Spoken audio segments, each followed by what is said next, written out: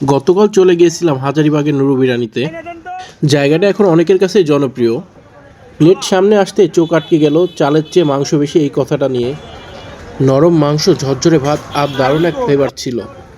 আমরা নিয়েছিলাম special নল্লি plate, যার দাম ছিল 350 টাকা।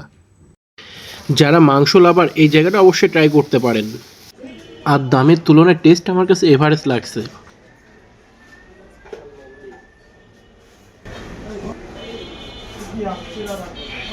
আর মোটামুটি রাইসে মাংসের পরিমাণ খারাপ ছিল না একেবারে, 15 থেকে 16 পিস মাংস ছিল।